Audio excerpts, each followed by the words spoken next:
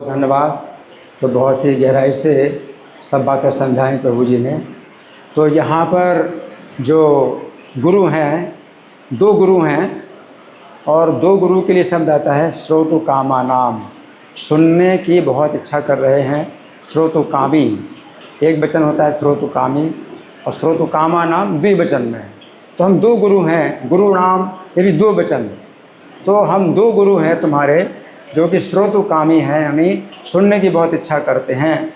और कुल नंदन, आप कुल को जो है बहुत आनंदित करने वाले हो, अपने कुल के आनंद। अभी तो तुम जो है कुल को बड़ा डुबा रहे हो, तुम तो कुल को बदनाम कर रहे हो। लेकिन ये जो है प्रहलाद महाराज की जो है वो तारीफ़ कर रहे हैं, चाटुकारी प्रशंसा कर रहे हैं कि उगल दे, है ना। तो क्या कहते हैं, बुद्धि भेद है। तो बुद्धि भेद का तो मतलब है कि बुद्धि तुम्हारी जो खराब हुई है, तो प्रकृत माने दूसरों के द्वारा खराब हुई है या स्वतः अपने आप अंदर से खराब हुई है। तो प्रहलाद महाराज की बड़ी प्रशंसा कर रहे हैं, लेकिन इस ज्ञान की जो है निंदा कर रहे हैं। अब ऐसे में वो सोच रहे हैं कि प्रहलाद महाराज प्रसन्न हो जाएं और बता दें कि मतलब किसने बताया।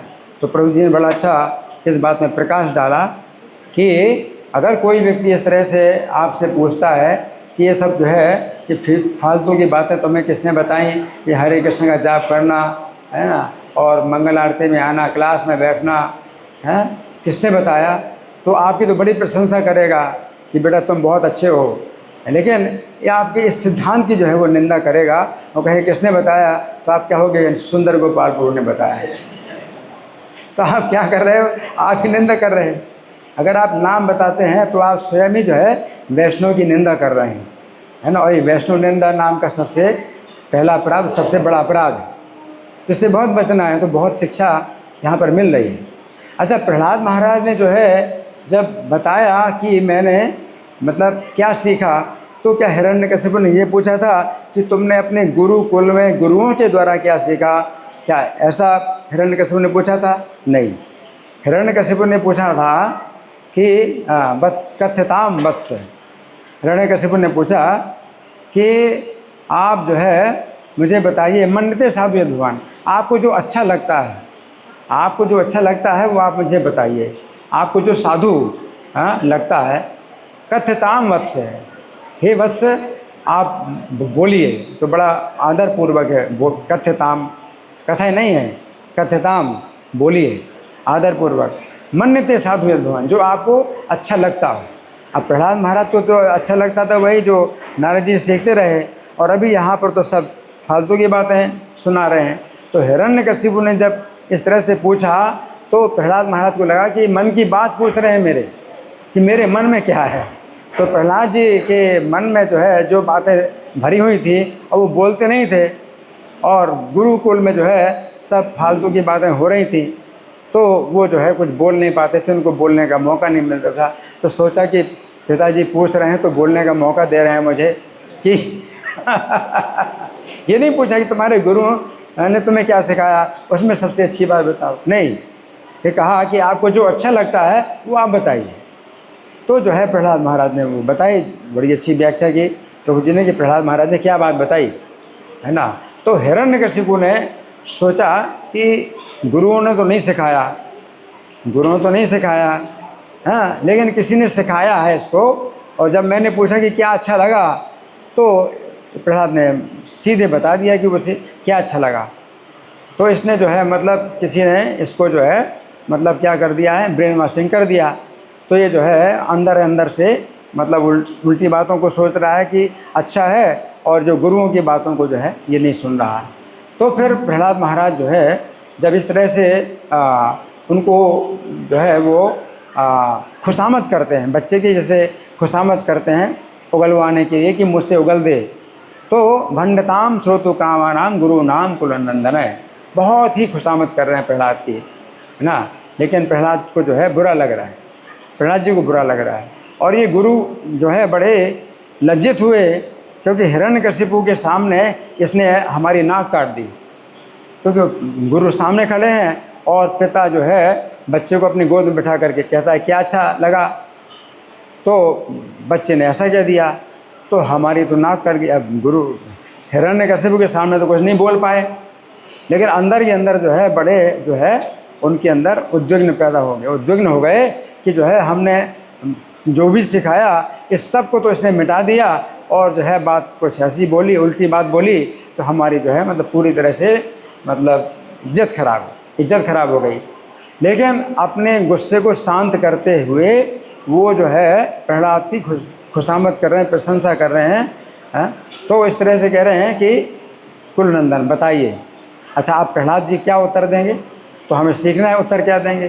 प्रहलाद जी घुमा कर बात करें, प्रहलाद जी उस बात को घुमा देंगे, क्योंकि नारद जी का नाम नहीं बताना चाहते और वो बहुत बड़ा इसमें दोष लगेगा प्रहलाद को कि नारद जी का नाम बताएं, तो घुमा करके उत्तर देंगे, वो हमें देखना है। फिर हिरण्यकशिपु जब शिक्षा पूरी हो गई और हिरण्यकशिपु फिर से जो है गोद में लेता है प्रहलाद को और गुरुओं के सामने पूछता है कि बेटा आप बताओ तुमने क्या सीखा, सबसे अच्छी बात क्या सीखी। और जब उसने और आगे बता दी श्रवणम कीर्तनम नवदा भक्ति बता दी प्रहलाद ने, तो जो है अब जो है हिरण्यकशिपु बड़ा गुस्सा हुआ और फिर जो है गुरुओं ने कहा, शण्डमर्क ने कहा कि इसकी जो है मति अपने आप ही इस तरह की हुई है, ना इसको किसी ने सिखाया है और ना मतलब हमारे गुरुकुल में कोई आया है, कोई जासूसी करके कि आया हो, बेस छिपा करके आया हो, कि इसकी मति जो है स्वाभाविक इस प्रकार की है।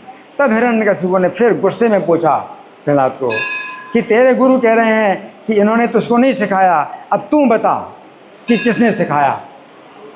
तो बात वही थी कि परकृत या स्वतः, ये बुद्धि भेद हुआ है तुम्हें, परकृत हुआ या स्वतः हुआ, पराये के द्वारा तुम्हारी बुद्धि खराब हुई है या स्वतः अपने आप खराब हुई। तो प्रहलाद महाराज उसका उत्तर देते हैं मतिर्न कृष्ण परतः स्वतोबा, जैसे यहाँ पर परकृत और स्वतः, तो उसी प्रकार से प्रहलाद महाराज घुमा करके बात बताते हैं, है ना, कि ऐसी कृष्ण में जो मति है ये ना तो किसी अन्य के द्वारा प्राप्त होती है और ना स्वतः प्राप्त होती है। परतः स्वतोबा मिथो विपद्यत गृह व्रतानाम, क्योंकि जिन्होंने गृह का व्रत लिया हुआ है कि घर चलाना है और घर पालन, अपने पूरे परिवार का पालन पोषण करना है, बस यही पूजा है हमारी, पेट पूजा ही सबसे बड़ी पूजा है और अपना घर चलाना, परिवार चलाना, यही सबसे बड़ी पूजा है, यही सबसे बड़ा धर्म है। तो जिन्होंने इस प्रकार का धर्म माना हुआ है कि गृहस्थी चलाना ही सबसे बड़ा धर्म है, परिवार का पालन पोषण करना, खाना सोना भोग करना सुरक्षा करना, यही सबसे बड़ा धर्म है, तो उनकी जो है मति कृष्ण में न तो पराये के द्वारा होती है ना अपने द्वारा होती है। तो प्रहलाद महाराज उनको जो है हिरण्यकशिपु को फिर घुमा करके उत्तर देते हैं, लेकिन ये नहीं बताया कि किसने उनको इस सिखाया शिक्षा दी। लेकिन फिर आगे चल कर के जब गुरुकुल में फिर प्रहलाद महाराज को डाल दिया जाता है, और शण्डमर्क जो है जब चले जाते हैं, इंटरवल हो जाता है और गुरु दोनों जो है चले गए, इंटरवल में लड़के खेल रहे हैं और प्रहलाद महाराज जो है बैठे हैं, शांत बैठे हैं। और जो बच्चे हैं तो वो जो है कहते हैं प्रहलाद तुम भी खेलो, क्योंकि वो सोचते हैं कि गुरुजी इनको बहुत प्रताड़ना देते हैं, अभी गुरु नहीं तो हमारे साथ खेले बेचारे को कुछ सुख प्राप्त होगा, क्योंकि इसको तो बहुत प्रताड़ना किया जाता है। और प्रहलाद महाराज जो है उनके ऊपर कृपा करते हैं कि ये बेचारे कितने जो है दयनीय है, इनको जो है शिक्षा नहीं मिल रही मेरी। तो प्रहलाद महाराज को दया उनके ऊपर आती है और प्रहलाद महाराज को बुला लेते हैं कि बैठो मेरे सामने। और जब बैठते हैं तो प्रहलाद महाराज जो है पूरा जो सिद्धांत है वो पूरा समझाते हैं। और जब वो बच्चे जो सहपाठी हैं जब प्रहलाद महाराज से पूछते हैं कि प्रहलाद तुम तो हमारे साथ ही जो है पैदा हुए और हमारे साथ ही पले और बड़े हुए, तो हमें तो ये सब ज्ञान कहीं नहीं प्राप्त हुआ, तो हमें कहाँ से प्राप्त हुआ ज्ञान। तब प्रहलाद महाराज बताते हैं, तो किसको बताना है? जो प्रशंसा करे आपके ज्ञान की और कहे कि किसने ज्ञान दिया। तो जब प्रशंसा करने के लिए कोई पूछता है कि भाई किसने आपको ज्ञान दिया, तो आप बताइए, और निंदा करने के लिए कोई पूछता है कि आपको किसने ज्ञान दिया, तो नहीं बताना। तब प्रहलाद महाराज पूरी बात बताते हैं कि नारद जी ने मुझे सिखाया। तो ये मतलब है कि आपको किस समय क्या बोलना है, किस समय क्या नहीं बोलना। और सत्य, फिर भी प्रहलाद महाराज ने सत्य ही बोला, लेकिन बात को घुमा दिया, नाम नहीं बताया, लेकिन घुमा करके जो है उत्तर दिया, है ना। तो ये जो है हमें सीखना पड़ता है कि भाई कैसे हमें घुमाना है किसी बात को, हरे कृष्णा। बहुत धन्यवाद।